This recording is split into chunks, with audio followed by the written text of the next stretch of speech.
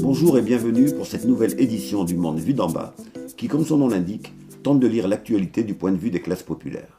Dans l'actualité de ces 2 dernières semaines, nous avons retenu les questions suivantes. L'ersatz de reconnaissance du massacre du 17 octobre 1961 par Emmanuel Macron. Nous terminerons enfin sur une nouvelle dissolution d'association par le ministre de l'Intérieur. Pour la première fois, un chef d'État français en exercice a déposé une gerbe de fleurs en hommage aux victimes du 17 octobre 1961. La grande presse unanime a salué le pseudo-courage du chef de l'État et analysé le geste comme étant une sortie du déni historique.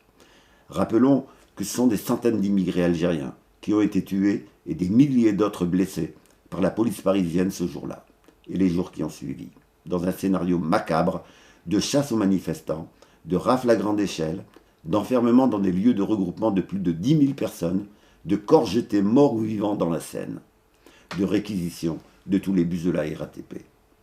Le seul crime de ces manifestants était de refuser un couvre-feu raciste qui ne s'appliquant qu'aux seuls Algériens d'une part, et de se prononcer pour l'indépendance de leur pays d'autre part.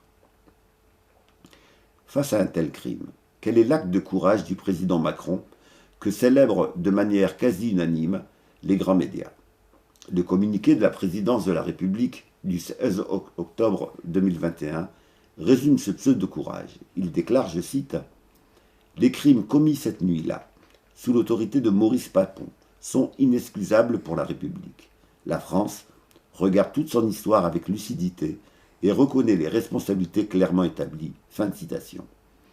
La duplicité d'une telle déclaration est significative de la stratégie mémorielle de Macron, consistant à reconnaître en apparence les faits, mais en les euphémisant, c'est-à-dire à changer en apparence pour ne rien changer dans le fond.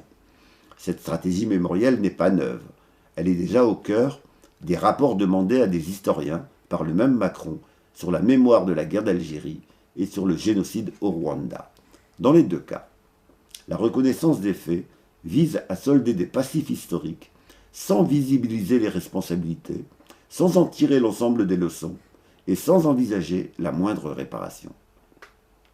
Dans le cas précis du 17 octobre 1961, cette stratégie mémorielle se traduit par l'opération consistant à présenter Maurice Papon comme étant le seul responsable du massacre. Il s'agit ainsi de présenter un crime d'État comme étant un crime de préfecture. Or, l'ampleur des moyens déployés, le nombre de victimes, le caractère organisé de la chasse à l'homme de ces heures tragiques, la chape de plomb qui s'abat immédiatement sur les faits, tous ces éléments soulignent qu'un tel crime n'a pu être possible qu'avec la complicité des plus hautes autorités de l'État, du Premier ministre au ministre de l'Intérieur, en passant par la présidence de la République. Dépasser une page tragique de l'histoire n'est possible qu'en la lisant jusqu'au bout d'une part et en instaurant une logique de réparation d'autre part. Cela est valable pour tous les crimes coloniaux et néocoloniaux, des massacres du 8 mai 1945 à celui de Madagascar en 1947, en passant par les massacres de masse de Léopold II au Congo entre 1885 et 1908, ou par le génocide des peuples Herero et Nouma par l'Allemagne au début du siècle dernier. La stratégie mémorielle de Macron n'est ainsi qu'un ersatz de reconnaissance et non un acte de courage, comme elle a été présentée dans la plupart des articles des grands médias. Le mercredi 20 octobre 2021, le ministre de l'Intérieur Gérald Darmanin a annoncé la dissolution de la coordination contre le racisme et l'islamophobie. Le motif officiel invoqué est que cette association appelle à la haine, à la violence et à la discrimination. Cette nouvelle dissolution intervient après celle du collectif contre l'islamophobie en France, en décembre 2020, suivie de celle d'autres associations depuis.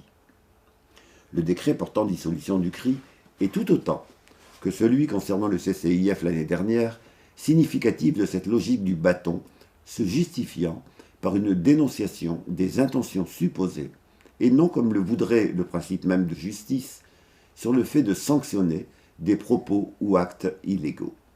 Il est ainsi reproché au CRI, je cite, de cultiver le soupçon d'islamophobie au sein de la société française, ou encore de présenter comme islamophobes les dispositions relatives à l'interdiction de dissimulation du visage dans l'espace public, ou enfin de tenir un discours antisioniste appelant des messages à teneur antisémite. Fin de citation. Ces quelques exemples suffisent à démontrer que ce sont des opinions qui sont poursuivies et non des faits et propos délictueux.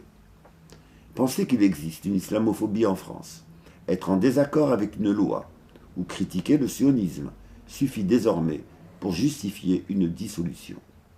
Cette nouvelle interdiction survient dans le contexte électoral d'une présidentielle marquée du côté du gouvernement par une course pour capter les voix d'extrême droite, avec la construction médiatique d'un Zemmour en charge de fixer le rythme et le degré de cette tentative d'extrême droitisation de l'ensemble du champ politique. Pour que cette tentative soit efficace, il est nécessaire non seulement de reprendre des thèmes classiques de l'extrême droite, mais aussi de diffuser la peur pour produire des réflexes d'autocensure du côté de toutes les voix dissidentes. Informer dans ce contexte ne peut pas consister à se limiter à diffuser les motifs officiels justifiant la décision, comme l'ont fait de nombreux articles de presse. Informer suppose de contextualiser politiquement et de souligner l'ensemble des enjeux. Le savoir est une arme. Il commence par le savoir s'informer. Nous espérons que notre émission a apporté sa contribution à cette information citoyenne nécessaire et urgente. N'hésitez pas à nous transmettre des sujets d'actualité que vous souhaitez voir traités dans notre émission. Elles seront traitées dès qu'un fait d'actualité en lien avec elles permettra d'y revenir. Nous vous donnons rendez-vous la semaine prochaine pour une nouvelle séance du Monde vu d'en bas.